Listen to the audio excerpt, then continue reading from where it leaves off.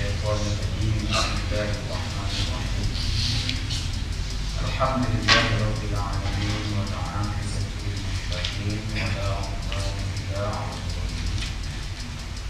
أشهد أن لا إله إلا الله وحده لا شريك له وأشهد أن سيدنا محمدا عبده ورسوله. اللهم صل وسلم على سيدنا محمد وعلى آله وصحبه ومن تبعه بإحسان إلى يوم الدين. أما بعد، اشرح لي صدري ويسر لي أمري واحلل عقدة من لساني يفقهوا قولي وصدق لساني واهد قلبي بحق سيدنا محمد صلى الله عليه وسلم. سبحانك لا علم لنا إلا ما علمتنا إنك أنت العليم الحكيم ولا حول ولا قوة إلا بالله العلي العظيم. قال الله تعالى في كتابه الكريم: أعوذ بالله من الشيطان الرجيم. بسم الله الرحمن الرحيم. ومن يعظم حرمات الله فهو خير له عند ربه. صدق الله. Siapa-siapa juga yang mengagung-agungkan, membesar-besarkan kehormatan Allah Ta'ala, maka itulah yang lebih baik untuk dia di sisi Tuhan. Dan imam, pimpinan surau, ibu, bapak-bapak, muslimin, muslimat, alhamdulillah pertama-tamanya, dan memang pun selama-lamanya kita akan terus memberikan rasa syukur kita, rasa terima kasih kita yang terhingga kepada Allah Ta'ala, Tuhan kita semua. Paling tidak Allah Ta'ala masih lagi memberikan kehidupan dunia, sehingga dengan adanya kehidupan dunia itu dapat juga kita berusaha begitu keras untuk kita tunaikan apa juga hajat kehendak Allah Ta'ala. Allah Ta'ala minta tak banyak dua perkara saja. Yang dia suruh kita mesti buat, yang dia larang kita mesti tinggalkan. Itu paling lekeh lah, paling minimum. Jadi mudah-mudahan kesempatan kita hidup, sebaiknya sentiasa kita ulang, hidup ini bukan soal kita sakit ataupun sihat, bukan soal kita tua ataupun muda, bukan soal kita ni rakyat ataupun pemerintah. Soalnya semasa diberikan kehidupan atas dunia oleh Allah Ta'ala, apa yang kita dah buat dengan hidup ini oleh Allah Ta'ala. Alhamdulillah kita masih dapat memulai maghrib. Kitab Imam Nawawi rahimahullah, Riyadhus Shalihin. Kita dah selesai dapat amanah ni. Ya, hadis ini panjang tu Ustaz. Langkah. Itu saya punya kitab tinggal tak sebuah. Penanda kita tak kira. Apa tu Ustaz? Ha? Lagu Zalid. Maksud sikit lagu Zalid. Lagu Zalid. Wali panjang ni. Hadis panjang. Wa'an Abi Khubayb. Kan? Khubayb. Khubayb. Oh, dia masih lagi bab mana? Khubayb kan? Wa'an Abi, kita baca. Wa'an Abi Khubayb bidhammil kha, Khubayb. Wa'an Abi Khubayb Abdullah bin Zubair bin Al-Awwam Al-Qurashi Al-Asadi radhiyallahu anhu qala: lamma waqafa Zubair yawm al-jamal da'ani faqumtu ila jambai faqala ya bunay innahu la yuqtalu al-yawma illa zalimun aw madlum wa inni la urani illa saquqtalu al-yawma madluma wa inna min akbari hammi ladaini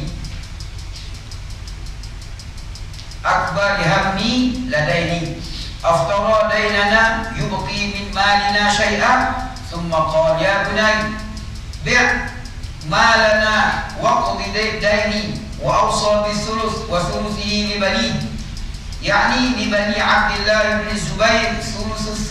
Qala fa in fadala min malina ba'da qada'i ad-dayn shay'un fa thuluthuhu li bani. Qala Hisham wa kana walad Abdillah qad ra'a ba'da bani Zubair Khubayb wa Abbad wa lahu yawma idin 9 banina wa 9 banat. Qala Abdullah faja'ala فيوصيني بدينه ويقول يا بني إن عجزت عن شيء منه فاستعن عليه بمولاي. قال فوالله ما دريت ما أراد حتى قلت يا أبت من مولاك؟ قال الله.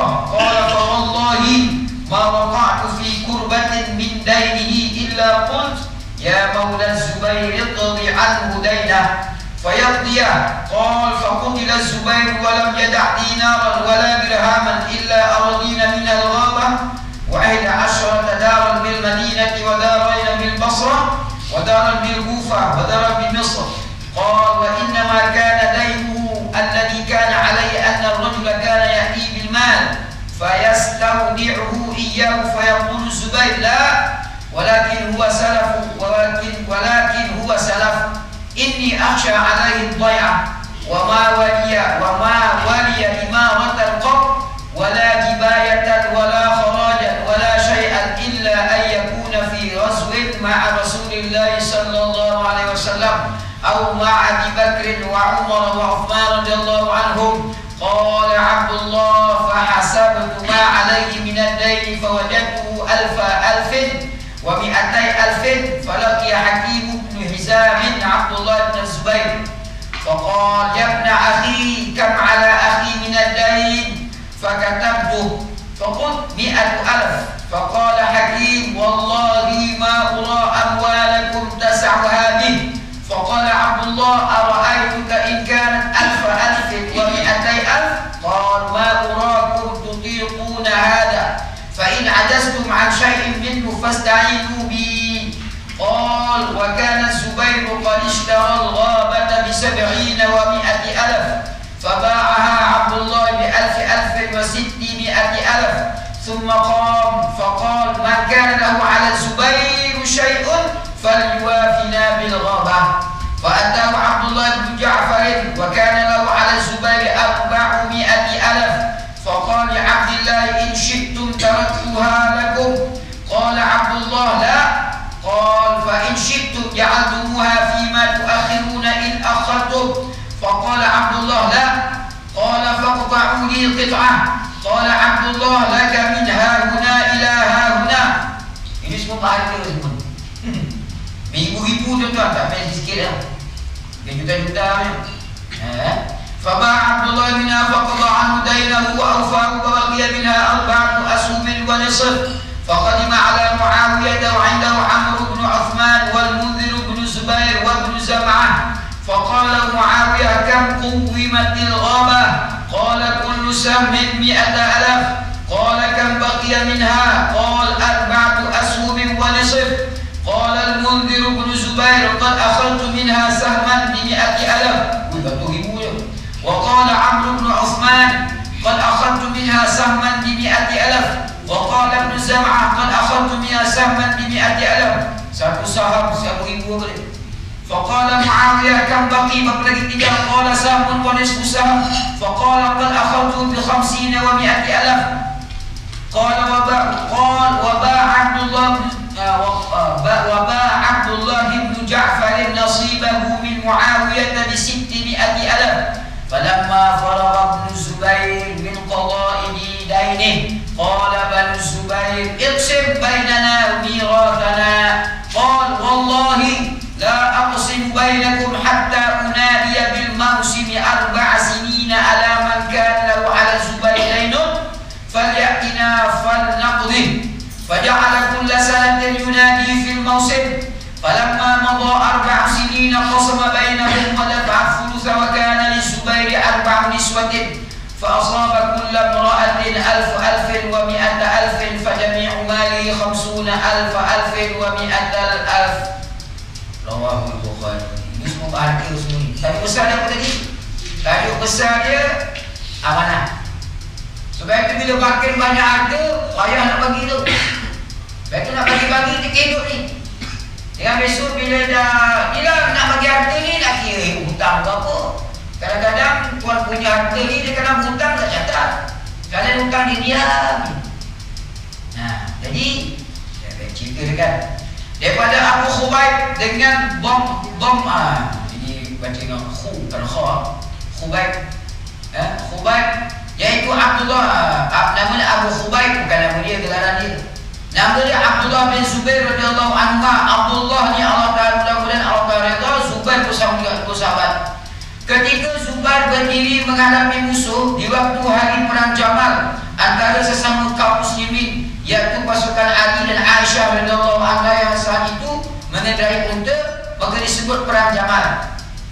Kan ada zaman fitnah panggil kan, apabila hasutan orang munafik ini bertemu dua kumpulan Islam yang besar, bukan lain, Ali bukan lain, Aisyah bukan orang lain.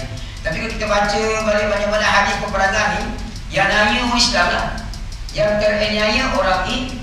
Sebab tu kita orang Islam jangan cepat-cepat melata, cepat-cepat kita mengambil keputusan dengan. Pasal nak mari keputusan ni, kita kena fikir-fikir panjang. Kena mikir-mikir panjang, duduk diam-diam, mikir-mikir, tengok langit, tengok bintang, tengok pokok, tengok muka bini, tengok muka dinding.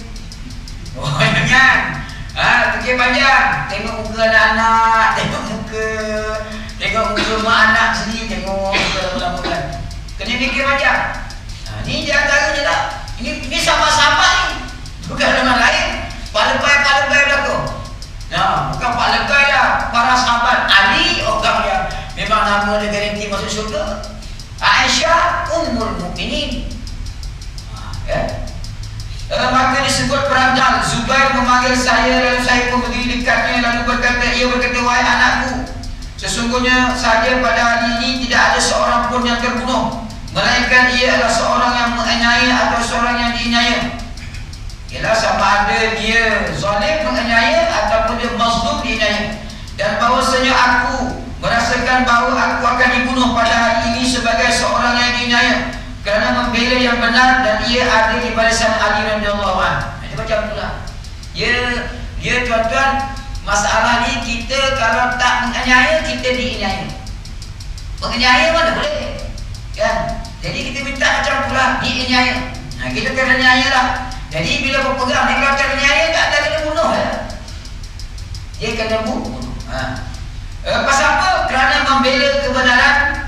Dia masalah sahabat-sahabat, bukan masalah lah. Sahabat-sahabat ni, kalau benda tu benar, mati pun tak apa. Kalau benda tu benar, akan mati pun tak apa. Mempertahankan mati lah. Mempertahankan kebenaran. Kalau benda tu benar, dia pertahankan benar, tu mati pun tak apa. Apa kata itu? Sesungguhnya salah satu daripada kedudukanku yang terbesar adalah hutangku. Dia jadi sedih lah bila kata mati, yang dia paling bimbang hutang lah. Kita rasa nak mati tu ada setimbang tak hutang tak bayar. Kalau hutang lah, hutang. Kau hutang. Adakah kau menyangka bahawa hutangku itu akan masih dapat meninggalkan suatu harta kita? Maksudnya kerana amat banyak sekali, maka apakah kiranya masih ada yang tertinggal jika semua itu digunakan untuk melunasinya? Jadi dia kata agak-agak bila ada hutang ni, lepas tu kumpul sumber dia, agak-agak boleh bayar hutang lah. Zubair melanjutkan ucapan, wahai anakku, jual sajalah harta kita itu dan lunaskanlah hutangku. Jadi sebelum aku mati ni, kau jual je harta benda aku ni, lepas tu bayar hutang. Zubair mewasiatkan dengan sepertiga dan sepertiga dari sepertiga diperuntukkan anaknya Abdullah. Yakni bahawa yang diwasiatkan untuk anak-anaknya Abdullah bin Zubair ialah sepertiga, sepersembilan lah. Dia bagi-bagi sepertiga bayar hutang, sepertiga lagi bagi pula lagi, daripada sepertiga tu bagi tiga pula jadi untuk anak dia. Kita semua untuk anak. Kita semua untuk anak. Mana ada untuk orang lain? Ada hutang ustaz, sekarang ni kalau kita hutang perumahan bukan suruh bayar. Kan? Suruh bayar kan? Kita nak kata apa tu hutang? Hutang kita pun ada sekarang. Kalau nak, ada option lah, ada pilihan. Kita ambil yang pilihan yang suruh bayar. Apa beli kepala hutang, main. Pasal apa hutang ni bukan benda, dia salah satu daripada amanah ialah hutang. Ini baru cerita bahawa hutang harta ni. Kita berhutang harta. Zubair berkata lagi, kalau ada kelebihan daripada harta kita setelah digunakan melunasi hutang, bahagian sepertiganya, sepertiga untuk anak-anakmu. Jadi kalau ada baki lagi dah bayar hutang, dah bagi 1/3, 1/6, 1/9 tu untuk anak-anak kau dah. Nah, di mana peruntukan untuk anak cucu ni dia tak besar sangat. Dia makin kecil daripada 1/3 jadi 1/9. Lepas tu daripada 1/9 tu bagi lagi pula. Nah, itulah untuk anak cucu kau, untuk anak cucu aku tu. Ya. Yakni Khubayb bin Abbad sedang Zubair pada hari itu mempunyai 9 orang anak lelaki dan 9 orang anak perempuan. 8 orang anak dia. Ramai tu. Ini tak cerita di bapa mak ni. Satu mak lah kot. Satu mak. Sempat lah 8 orang. Dan malam itu mana ada kencing manis? Mana ada kencing manis kau? Gamai itu mana ada kencing macam-macam ni kan? Mana ada minum apa nama teh-tarik yang susu-susu pekat pun ada kan. Dia makan ada kurma, zaitun, lepas tu sukan dia naik kuda, memanah. Kan Nabi sebut ada sejenis aktiviti dia bukan majlis zikir. Naik kuda, memanah, berenang, ada tu lagi. Dia bukan halaqah zikir. Tapi agama iktiraf sebagai zikir kepada Allah Ta'ala. Satu, suka naik kuda. Yang kedua, memanah. Yang ketiga, berenang. Yang keempat, bergurau senda dengan bini. Bergurau senda dengan bini. Sebab itu kena banyak gurau senda dengan bini. Kita mana senda gurau dengan bini? Dah kalah tua-tua lah Ustaz. Dia senda gurau bukan tua-tua muda. Alah, bukan baik mana gurau-gurau. Kita ganti tu diri. Ya, apa belum? Kita isteri pun kita ganti ni budaya kaki apa sabar tempat kaki buat kaki mandi di bagi ganti. Nak gurau-gurau, apa gurau-gurau ya? Kita nak gurau malas. Padahal gurau laki bini itu zikir tu. Kita zikir malah dah kan. Baru 3/3 dah muak dah.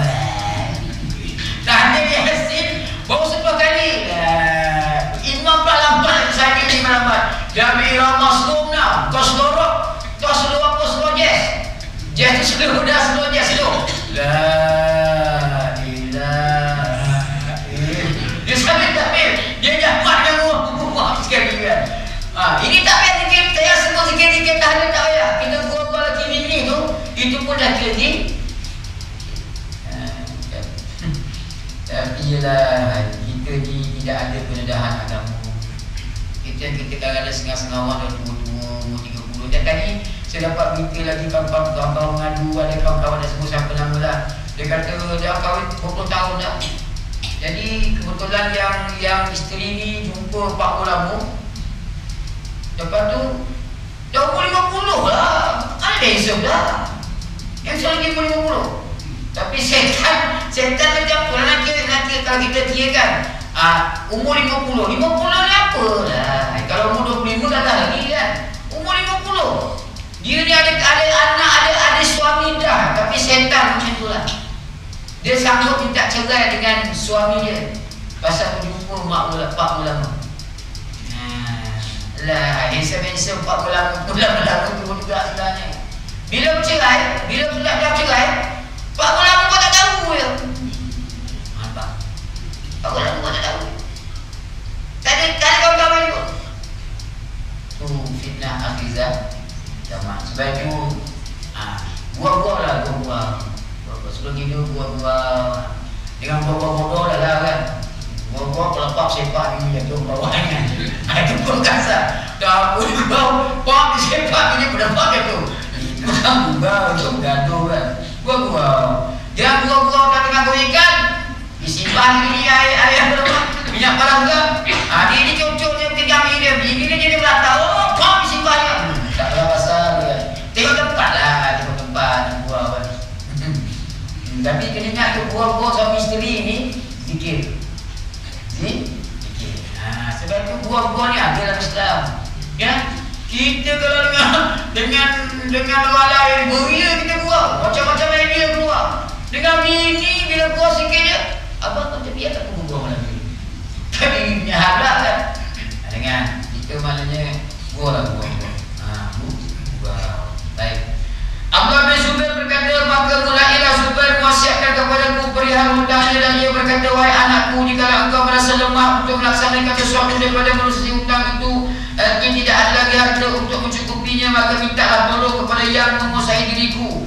Allah berkata, demi Allah, saya tak mengerti sama sekali apa yang dimaksudkan olehnya dengan kata-kata yang menguasainya itu. Maka saya berkata, wahai ayahku, siapakah yang menguasai ayah ini? Lalu dia berkata, Allah. Berhutang diri sendiri, lepas tu supaya Allah Ta'ala.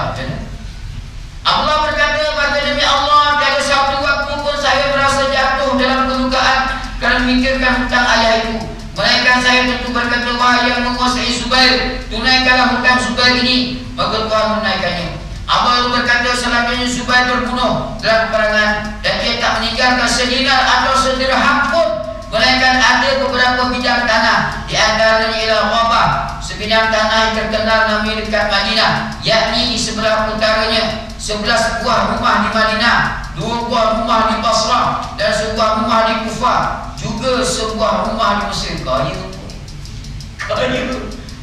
benar. Mari mana ni? Mari mana ni? Dulu mana ada bank orang derma 2.6 bilion, mana ada? Abdullah berkata, sebenarnya saja sebabnya Zubair membayar hutang itu ialah kerana apabila ada seorang lelaki datang padanya dengan membawa harta, lalu harta itu dimaksudkannya olehnya akan dititipkan kepada Zubair. Tetapi Zubair berkata, jangan dititipkan, tetapi bolehlah itu menjadi pinjaman saja, kerana sesungguhnya saya sendiri takut kalau harta itu hilang. Zubair ni buruk perangai pun, dia jenis yang amanah lah. Jadi harta peninggalan orang pada dia tu,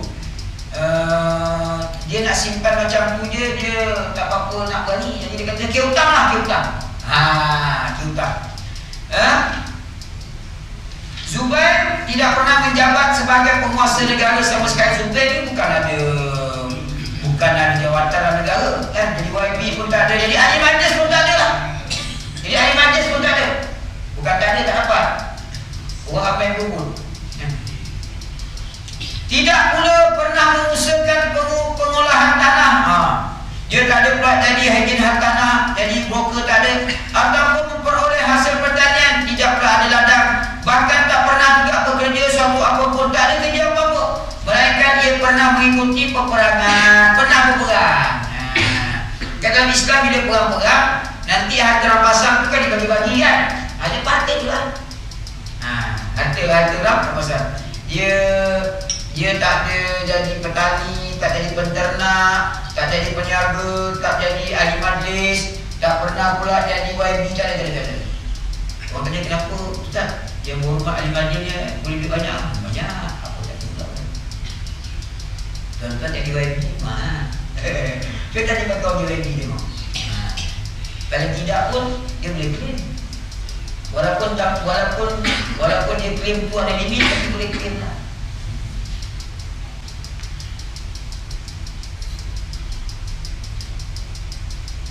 Macam saya kan, bukan nak pun jadi pengkuliah dia. Saya tak claim pun, minta air macam ni.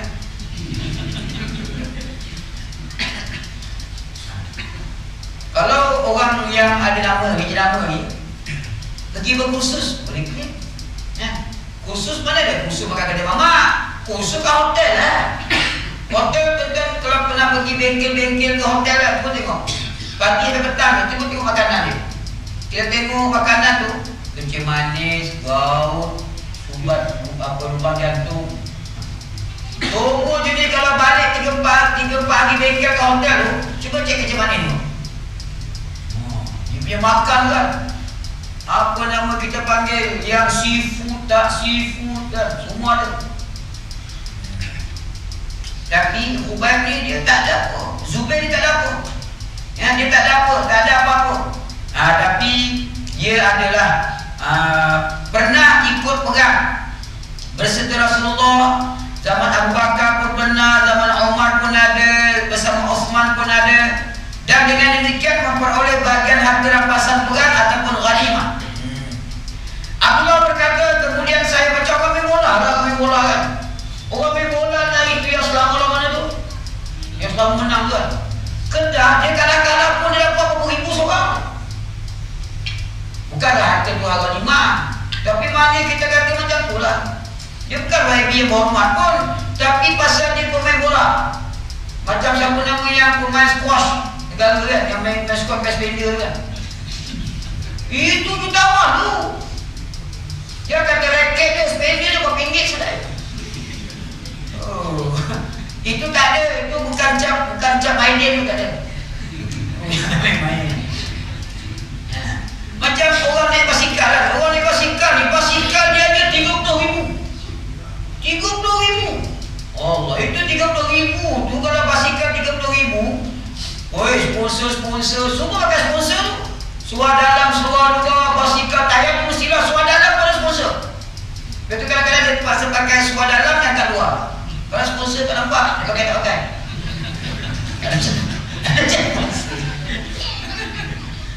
Kadang-kadang dia tukar suara dalam, dia tengah padam je. Kalau pemain tenis ni biasa, dia tukar spender yang tengah padam je. Apa dia kisah kamera lagi dia sonok. Macam baru ni saya balik kuliah mana kan, balik tengah malam. Lepas tu malam minggu, biasalah jiran-jiran Cina ni malam minggu dia tak tidur. Dia lepak-lepak pagar kan, dengan dia punya bini, dengan anak-anak dia, kawan-kawan dia. Dan dia duduk-duduk, langsung duduk tu open table dah lah. Open table, paling tidak tak makan tu minum. Kita tengok dia minum kan. Haji minum. Haji sudah makan dah tadi gua. Sikit tak apa sikit. Apa air? Kopi kau-kau dia. Dia tanya, tunggu bagi saya minum. Apa jenis air tengok botol? Ini setahun. Mana boleh saya minum? Ini orang Islam tak boleh minum, haram. Sudah apalah, dia bukan Islam mana dah haram. Saya tak boleh haram. Sikit pun tak boleh, banyak lagi tak boleh. Bukan pasal mabuk tak mabuk, memang tak boleh haram. Lepas tu dia kata, saya tengok banyak orang Melayu minum. Itu orang Melayu bukan Islam. Habis nak kamu lain macam ni. Malu ke kan? Dia kata tak apalah, kita boleh minum. Pada kami orang Melayu minum. Dia kata kalau minum-minum ni, saya tanya, ini minum bagus ke? Ini minum, kalau minum air, kalau minum air, mesti ada amoy sebelah ni. Apa sah? Bini ada sebelah? Bini apa barang kita? Ini bini asuh sudah tua kita. Mesti ada sebelah kita. Mesti minum, mesti ada amoy. Tapi paling syok itu minum dia tak genting lah. Itu genting amoy ya, mari mana tahu bongkong ni. Genting ni tuan-tuan, memang tempat orang entertainment ni genting lah. Nak tengok apa nama kita panggil, nak tengok amoy-amoy daripada Hong Kong, Macau, genting lah. Itu berapa? Bayar ke percuma? Bayarlah dekat berapa ribu? Apa ribu-ribu? 50,000? 30,000? Banyak uang. Ini orang semua kaya-kaya juga. Tokek Cina ada, tokek Melayu pun ada. Tokek Melayu pun ada. Ya, tokek Melayu pun ada. Sekali minum, package tidur sampai pagi 50,000. Tengoklah Amir Hong Kong tu muka apa kan. Kalau Amir Hong Kong tu dia arti terkenal, dia lain harga dia. Kalau yang ikut-ikut yang bukan apa nama, yang make up nari-nari belakang Amir nyanyi tu, ada harga bawah sikit. Tapi ada ribu-ribu. Ada. Haji, ribu-ribu je. Kalau tak ada kena harap dah rasa lah. Dia bukan ahli politik, tapi dia berkawan dengan ahli pop. Macam di kampung saya tu punya ada satu tanah dimiliki oleh jutawan. Jutawan ni memang tak terkenal langsung, orang tak tahu pun. Dah masuk kebun dia, tak boleh masuk kereta, 4 wheel pun tak boleh motor masuk. Habis Tokek masuk macam mana? Tokek masuk ikut udara, helikopter. Kaya tak kaya, dia tak masuk pakai Pajero, tak masuk pakai Exit, tak masuk pakai Q7. Dia masuk pakai helikopter. Helikopter. Tak kaya.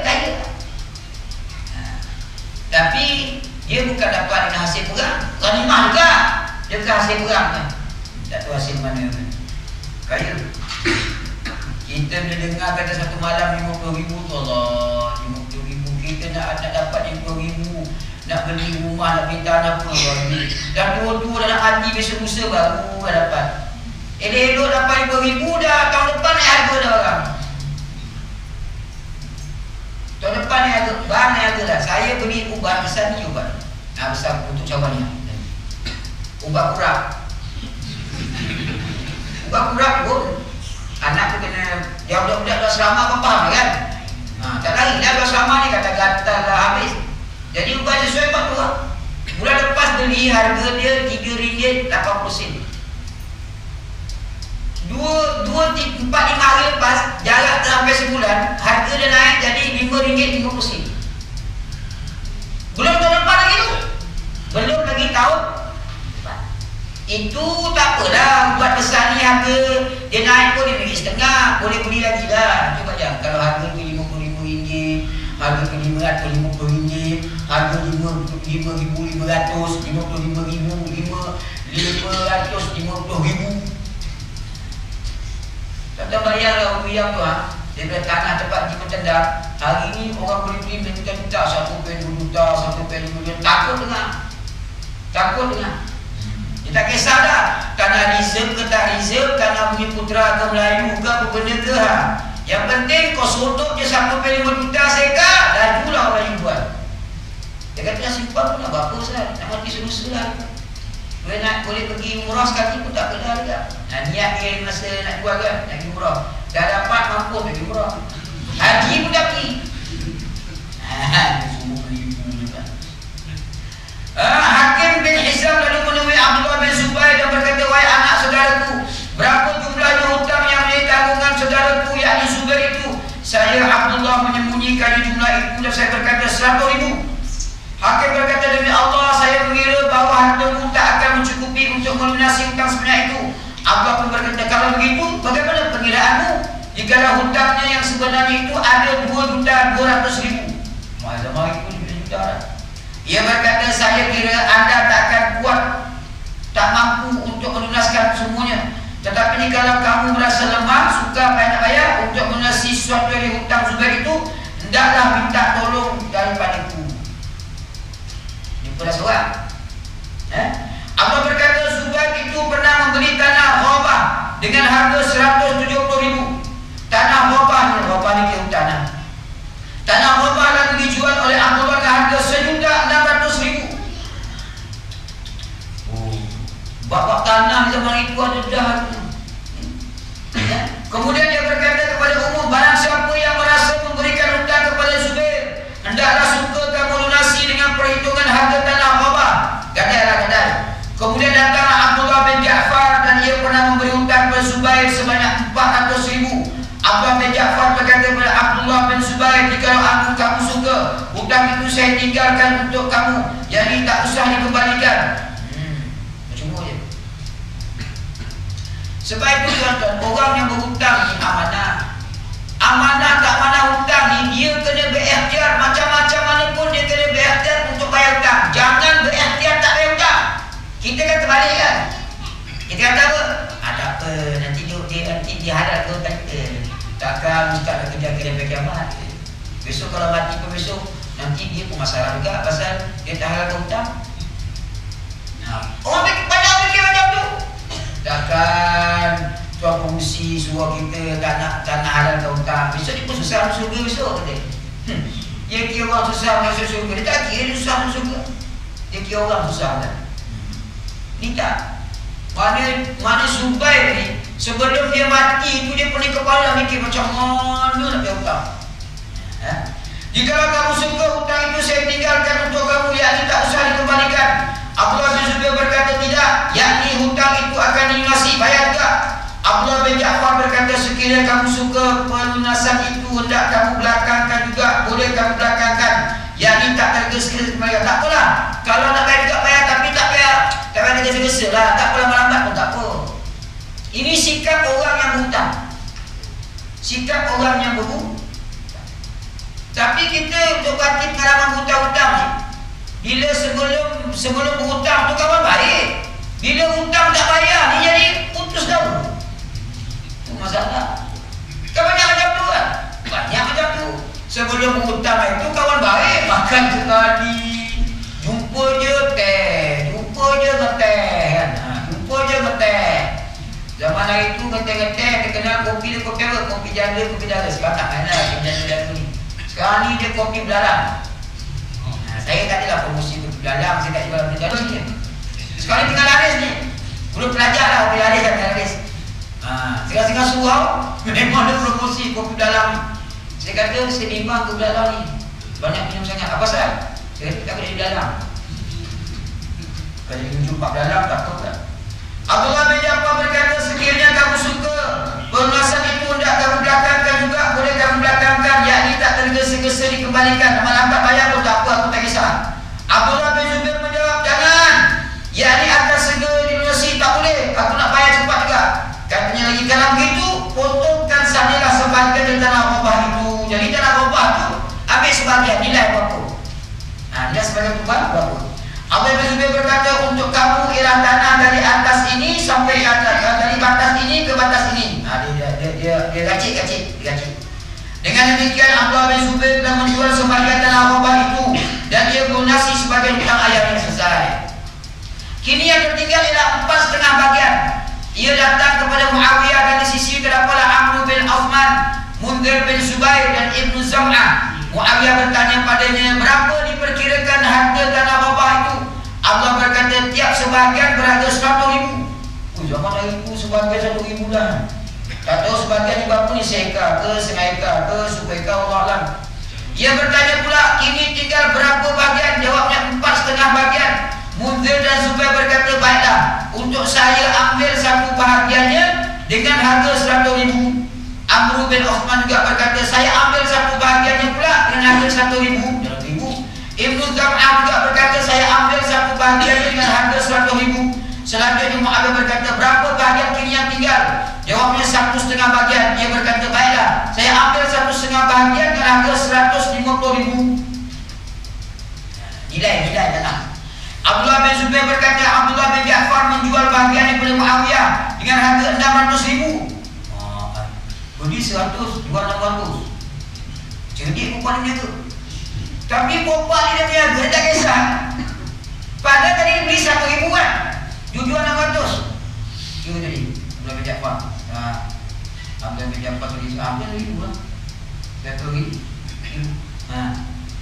Abdullah bin Zubair berkata, Abdullah bin Ja'far menjual bahagiannya kepada Muawiyah dengan harga 600,000. Setelah Abdullah bin Zubair menyelesaikan pelunasan hutang ayahnya, lalu anak-anak Zubair berkata, bagikanlah bahagian warisan kita masing-masing. Tapi Abdullah bin Zubair kata apa? Demi Allah, saya tak akan membagi-bagikan itu antara engkau semua sehingga saya memberitahukan secara umum pada setiap musim, yakni selama 4 tahun. Dan mengucapkan, ingat, barang siapa yang pernah memberikan hutang kepada Zubair, hendaklah datang di tempat kita dan kita akan melunasi. 4 tahun. Tapi lah orang Islam ni, bila dia ada ilmu agama, dia tak kisah. Macam anak-anak kan dia tuntut kan, Zubair tak boleh, tunggu 4 tahun. Lepas 4 tahun boleh. Anak dia tiap, anak 18 orang. Kalau 18 orang, 9 perempuan, saya lagi peroyok, bapak seorang kan, mampu hebat ni. Seorang 20 minta, seorang bayanglah 18 orang, 9 lelaki, 9 perempuan. Lelaki minta, dia kata, ya, nak sikit. Kalau perempuan minta, kakak. Tak agak dengar 18 orang. Tapi dia ni orang Islam kan, dia ni dapat dia mengaji agama, bab-bab harta macam mana apa semua sekali kan. Dia sanggup tunggu. Demikianlah setiap tahunnya pada waktu musim haji itu diumumkan pemberitahuannya. Setelah selesai 4 tahun, lalu harta warisan itu dibagi-bagikan antara anak-anaknya Zubair dan dikurangi sepertiganya. Zubair ketika wafatnya mempunyai 4 orang isteri. 4 ini.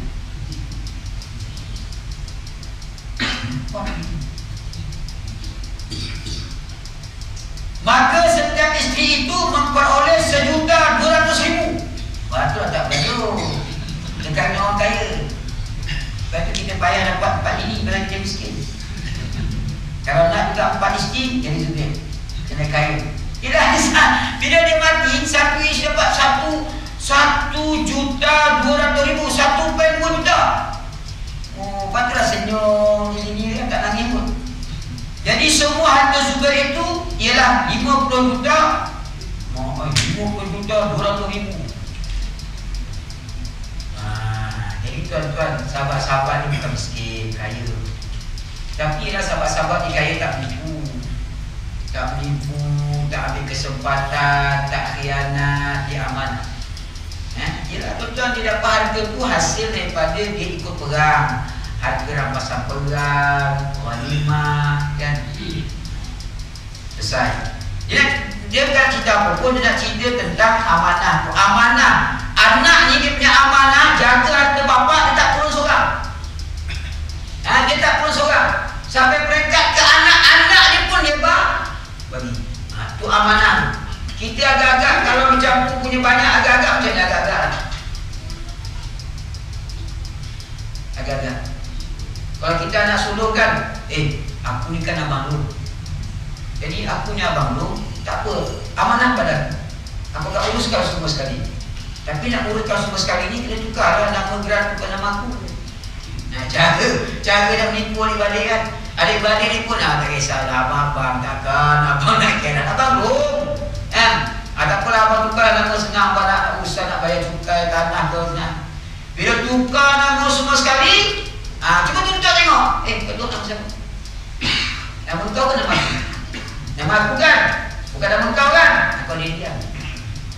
Kita masuk buat mahkamah pun tak ada benar. Tu khianat. Tak apa jugalah harta mak ayah. Pasal apa? Abang saya tipu. Suka dia aku harta mak ayah pun kau sekor siapa? Ini harta rakyat ni, harta mak ayah kita. Harta rakyat, harta mak ayah kita. Itu harta mak ayah dia. Kita tak apalah juga. Dia sama adik-adik kan. Ini harta rakyat, bukan harta mak ayah kita. Harta orang lah. Lagilah kena amanah. Boleh faham tu? Kalau itu pun tak faham lah, Allah. Kita masukkan dia baru. Babu tahrimil zulm. Tak ada lagi kan? Babu tahrimil zulm wal amri bi raddil madhalim. Tak ada lagi. Belum. Ada bunyi kan? Kat tukar jam bukan.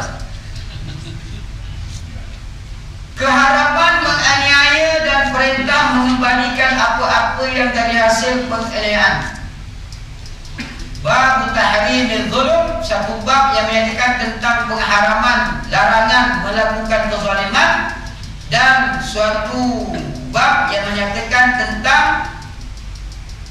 suruh tolak kezaliman. Pertama sekali, zalim itu benda yang haram. Yang kedua, menjadi kewajipan kepada kita untuk menolak kezaliman. Zalim tak boleh, kalau zalim juga kita kena tolak, tak boleh diam. Sebab tu tak boleh kita masyarakat ni buat macam mana ustaz, buat macam mana ustaz. Kita ni apa, kita temikai timun kan. Macam-macam boleh-boleh, kita juga kena kan. Tak boleh. Tak boleh kita biar. Kita kena tolak. Tadi saya sempat buka radio, saya nak apa tu. Di sini kita ni dah tahu dah anak-anak nak sekolah tahun lepas kan. Simpanlah duit sikit-sikit. Dia ingat dia seorang dia ingat semua orang dia simpan duit. Dia bolehlah simpan duit, orang lain nak simpan apa duit pun tak ada. Dia ingat semua orang macam dia. Azan.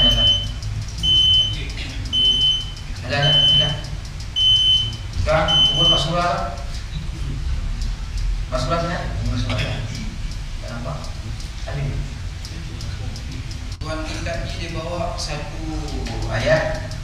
Ma lil-zalimina min hamim wala syafi'i yuta. Orang-orang yang zalim itu tak mempunyai sahabat setia dan juga tidak mempunyai penolong yang dibantu. Jadi tak ada kelebihan apa-apa pun kita zalim ini.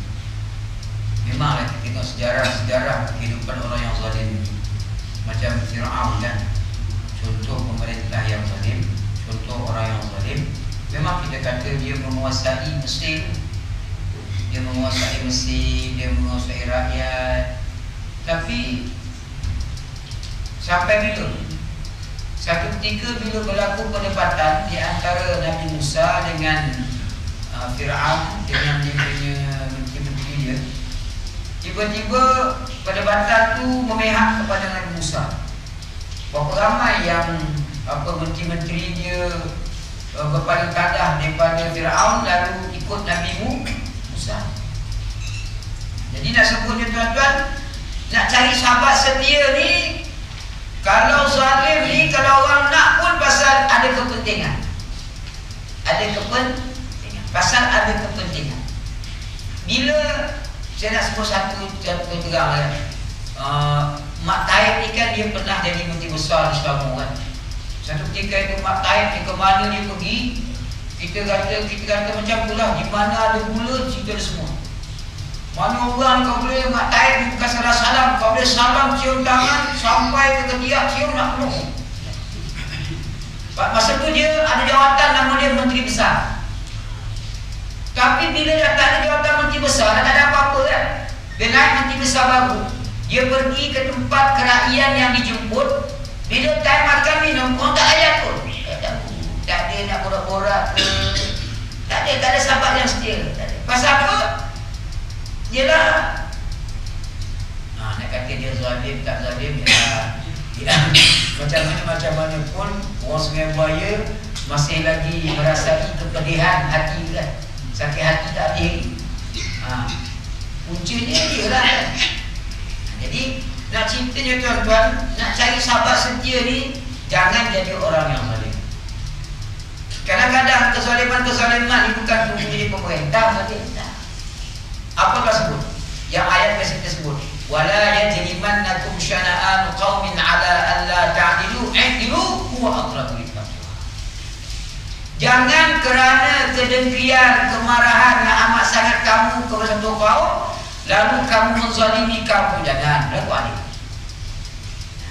Berlaku adil.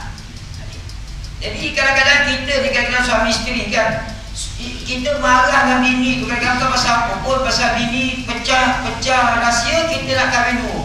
Bini mengamuk bila mengamuk kita apalah, tak dapat kita marah. Kita marah ni, kita gantung tak bertali bini kita tu. Bila api tak bayar, bila air tak bayar, balik malam pun tidak, anak-anak pun tak tengok, kita zalimi sampai tak itu. Bukan salah apa pun, pasal tak dapat kahwin dulu. Kita kata jodoh tak sampai, sabar dah. Kita dengan kawan-kawan macam tu juga kadang-kadang.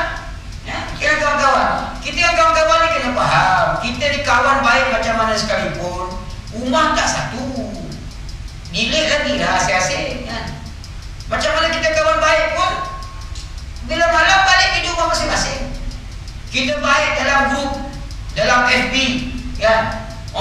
Apa nama kita panggil, Assalamualaikumnya jawab Waalaikumsalam. Kadang-kadang keluar Nurmadiah bagi salam. Kadang-kadang keluar berapa minit bagi salam. Kita kalau bagi salam dia sahur. Dia berkurang. Tapi macam mana sekalipun, kita kena faham. Dalam bercakap, ni kita cakap direct depan kan. Lidah tak sama panjang, telinga tak sama dah. Kadang-kadang kita cakap, maksud kita macam ni. Tapi yang dengar, dia pula faham lain. Kalau bahasa tulisan lagi dahsyat. Bahasa tulisan, kita kata bye, Assalamualaikum. Dah Ustaz mengajuk. Aku kata aku nak bagi salam, aku dah kena maghrib. Kalau lambat tak nak sampai tamat saya. Dia ingat Ustaz mengajuk. Cakap-cakap ni tuan-tuan, kita cakap depan-depan ni pun lain dah. Cakap bahasa tulisan lagi lain. Dapat-dapat kalau orang gunakan percakapan tulisan ni sebagai fitnah sesama kita manusia lagi ya. Kadang-kadang kita kata jabat tangan. Takkan jabat tangan, orang jabat tangan, ulur tangan kita sepak kaki. Orang ulur tangan salam, kita salam lah. Orang ulur tangan salam. Takkan kita nak macam saya itu kan. Masa mula-mula kena buang, kena pancung di amaliah kan. Jadi orang satu orang tu, dia di antara yang bantu saya lah. Dia datang jumpa saya, dia salam, dia peluk. Orang tu terima baik nak orang tu. Dah orang peluk. Takkan kita nak yelah, kalau kita kena dia atau peluk diam lah, kesian dia pula kan. Dah maksudnya kita ni, kezaliman ni kadang-kadang bukan sekadar kita bunuh orang, kadang-kadang kita pun menzalimi diri kita. Mana kita kata bersangka ni, kalau sangka tu baik tak apa lagi. Kalau sangka tu jahat, itu kita menzalimi diri kita tu. Benda tak pasti. Kita bersangka ni pasti tak pasti, tak pasti. Kita sangka buruk lah. Rugilah. Bila kita sangka buruk, itu kalau muka masam, tak nak senyum, tak nak bagi salam, kalau bagi salam tak nak jawab, tak nak kawan lah, tak nak kawan lah. Pasal sangka. Sebab itu tuan-tuan, jadi dalam banyak-banyak benda zalim yang diajar oleh kita oleh agama, inna syirka la zulmun azim. Syirik ni suatu kezaliman yang amat dahsyat. Syirik ni kita menduakan atau membanyakkan Tuhan. Allah Ta'ala Tuhan juga, tapi di samping Allah Ta'ala ada Tuhan-Tuhan yang lain. Itu namanya syirik. Syirik tu kezaliman yang amat dahsyat. Kalaupun kita ramai kroni, kita ramai geng, kita ramai ahli, ya. Tapi kalau benda tu zalim, yakinlah kawan-kawan pun tak setia. Kawan-kawan tak setia. Sebab itu tuan-tuan, kita kena berusaha, kena ikhtiar dan begini. Jangan ada dekat sikit pun kezaliman. Kita jatuhkan hukuman sebelum kita siasat. Kita siasat dulu, kita siasat dulu, tengok dulu apa cerita sebenar, ya ke tak ya. Siapa yang buat cerita ni? Kita diajar dulu, kita diajar. Bila kita reti agama ni, kita ada pertimbangan tau. Ada pertimbangan, timbang tahu apa semua sekali. Kalau tak ada agama, nanti kita tak ada timbang, tak ada penimbang. Kita takkan ada neraca. Orang dulu panggil dacing. Bukan dacing yang biru tu, itu pakai tu. Dia agama tu. Agama ni kalau kita nak tuduh bini kita buat pelaku berzina pun, kena bersumpah tu. Kalau kita sama-sama kita bukan laki bini ni, nak tuduh orang berzina pun kena ada 4 orang saksi. Kalau kita tuduh tak ada 4 orang saksi, kita difasid. Tuan-tuan, kan sekali kita, mana-mana semua kita pergi kan banyak kawan-kawan daripada Bangla, Myanmar kan. Tadi saya dapat seorang Myanmar ke Bangla tadi. Ada di 4 orang. Jadi puak-puak tu dia bukan mazhab Syafi'i, dia mazhab lain lah, Hanafi ke Maliki kan. Dia ni syariat dia kalau bab-bab sembahyang ni, kalau berpakaian ni, dia kalau berpakaian ni ada sengaja dia pakaian ni ada color dia, tak boleh gambar-gambar. Kalau bergambar-gambar ni kira macam jadi makruh. Lepas tu dia pergi kat belakang kita saya, dia buka t-shirt tu, dia terbalik dia pakai. Kau pakai balik tak bersama juga. Apabila ada gambar tapi kau pakai Jadi tuan-tuan, kita ni orang Islam ni kelebihan dia, kita dalam bab fiqh, bab amalan ni dia ada nama dia mazhab. Mazhab, kan? Jadi kalau ada orang mazhab pegangan dia macam tu, dia ada macam tu. Kita macam ni, dia kita macam ni. Apa sebab bila ada kelainan amalan tu yang dia pegang mazhab sana, kita mazhab sini, tiba-tiba kita bergaduh. Kita elok-elok kita berkawan, tapi lain mazhab kita gaduh. Tak betul lah. Jadi elok-elok berkawan jadi gaduh. Jadi elok-elok berkawan jadi gaduh, itu zalim sebenarnya. Pasal apa zalim? Pasal benda tu tak disuruh kita buat. Mana boleh kita gaduh? Yang jadi perpecahan di kalangan umat Islam zaman-zaman lain itu, tapi itu kita nak ungkit-ungkit banyak-banyak pun tak boleh juga. Pasal apa yang kisah kita baca bergaduh perang Jamal kan, itu semua yang terlibat tu semua sahabat-sahabat yang nama dia dah garanti masuk syurga. Kita nak petikai dia, kita tak pasti lagi nama kita kat mana. Dia nama dia garanti dah syurga. Kan banyak orang petikai kan, banyak orang petikai. Petikai Aisyah, petikai sahabat yang 4. Ali tu orang guna dia. Pasal nak nampak baiknya dia, nak cover lain jahat dia tu guna Ali, guna nama ahli baik konon-kononnya. Tak ada untung kalau kita zalim ni, kita menzalimi diri kita kan. Dia tuan-tuan, ada 2 benda lah air sekali. Ada 2 benda yang kita kena faham atas dunia ni. Pertama, kita kena bersangka baik. Yang kedua, kita kena tamak nak berserta dengan dia. Ini kisah cinta ni, kisah cinta. Dengan Allah Ta'ala ni tuan-tuan, kita kena bersangka baik. Satu, yang kedua, kita kena tamak nak berserta dengan dia. Bersangka baik ni macam mana? Apa-apa pun yang berlaku pada kita ni, kita suka ke tak suka, Allah, innalillah wa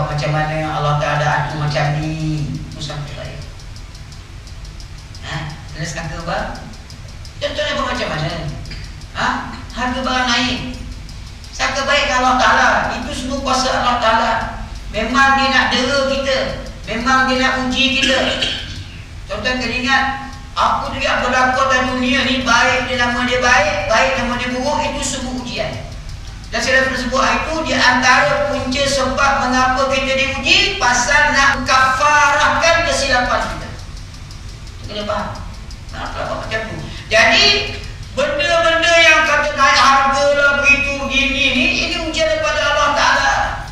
Jadi bila kita kata ini ujian daripada Allah Ta'ala, pasal Allah Ta'ala nak kafarahkan kesilapan kita. Apa silap kita, Ustaz? Silap kita silap memilih pemimpin. Boleh faham? Itu pun tak faham Allah Allah. Tu je. Memang kita kena terima satu hakikat, segala yang dah berlaku itu merupakan takdir, ketentuan daripada Allah Ta'ala. Bukan ketentuan siapa-siapa, ketentuan Allah Ta'ala. Cuma Allah Ta'ala nak menentu gitu gini ni. Kau buat macam ni, kau buat macam tu, kau buat gitu, kau buat gini. Dia macam tu lah. Allah Ta'ala ajar kita kena beriman, kena percaya, berpegang dengan takdir. Takdir ni bukan sekadar kita percaya, bahkan selepas kita percaya ini takdir, apa kita nak buat dengan takdir? Kalau ditakdirkan baik, kita diajar Alhamdulillah, kita puji Allah. Kita kena jaga takdir yang baik tu. Kita perkasakan dia, kita kena perjuangkan dia, kita kena pertahankan dia. Kita kena upgrade takdir yang baik. Kalau takdir tu buruk, kita kena berusaha untuk bukan sekadar menghalang, bahkan kita kena usaha untuk mengubah keburukannya dia. Tak boleh kita biar macam Ustaz, takdir itu tak betul. Beriman dengan takdir ni, kita terima takdir, lepas tu kita kena ubah. Kalau dia buruk, kita kena ubah. Tak boleh takdir yang buruk kita biar macam Ustaz, tak dapat nak nolong Ustaz. Kita kena ubah lah. Dah tahu dah harga barang tu buruk, kita kena ubah lah biar harga barang tu turun. Harga barang tu naik, kita kena turunkan dia. Nak turun harga barang ni bukan boleh kita turun macam tu je. Dia kena ada melalui kementerian. Kementerian yang ada menteri. Menteri ni dilantik oleh kerajaan. Kerajaan ni dibentuk oleh parti yang menang dalam pilihan raya. Jadi kalau kita nak, kita ubahlah parti yang menang pilihan raya tu. Tapi kalau kita sama kita pun dah berebut sama pun, baik adalah. Dah berebut dah. Seorang nama apa nama? Sebut kepayah pula kan. Ayat sekali lah, 29. Wa ma lil zalimina min nasib. Ini paling ngeri sekali lah. Tuan-tuan, bila kita masuk golongan yang zalim ni, orang-orang yang zalim itu tak ada penolong. Tak dapat nak tolong. Sebab itu jangan jadi orang yang zalim. Percayalah, selama mana kita berpegang kepada Islam, selama mana kita nak pada Islam, selagi itulah Allah Ta'ala akan tolong. Cuma bila Allah Ta'ala tolong ni, tengoklah berapa kuat kita nak. Kita nak kahwin kan? Kita nak kahwin. Mak ayah ni nak dia tolong, tapi kita macam nak, tak nak, macam nak, tak nak, macam nak, tak nak. Dia pun dia nak, tak nak, dan tolong. Cuma kalau kita nak semua, jumpa tompek sana, jumpa tompek sini, tompek kat Malaysia ni kan dua. Tompek yang bersuan pun kita jumpa, tompek yang negeri pun jumpa, dua tompek jumpa. Satu tompek keluar pertukar dia, satu tompek keluar pertukar, dua pertukar dapat. Macam tapi lah tuan-tuan ni kawasan perumahan kan, tak ada tompek kan. Dia tompek di walau, tapi di tempat saya tu dia pelik sikit. Dia kampung ada tompek, perumahan pun tengok. Kalau perumahan tu termasuklah kampung sebelah tu, dia tompek je lah. Perempuan ni kampung apa dia? Kampung Melayu dia kan, tompek. Lepas tu Wilamai kampung Wilamai. Kampung Wilamai. So kampung India Settlement, kampung India. Jadi tuan-tuan, kalau kita menzalimi diri kita kan, Allah Ta'ala takkan tolong. Itu je kunci. Tapi kena ingat, Allah Ta'ala nak tolong ni pun makan masa. kita bekerja overtime. Kerja overtime. Kalau kita buat kerja full time, Nabi buat kerja full time berapa tahun? 13 tahun di Mekah full time baru dapat Madinah. Kan? 13 tahun. Kita kalau buat part time, kuliah maghrib sekali, kuliah subuh sekali, kuliah duha, kuliah zuhur, 4 kali kuliah hanya sekali. Lain balik tidur. Tak ada. Kalau dapat pun tak sepenuhnya lah, tak sepenuhnya. Kalau kita perhati sahabat-sahabat, tabi'in kan, tengok.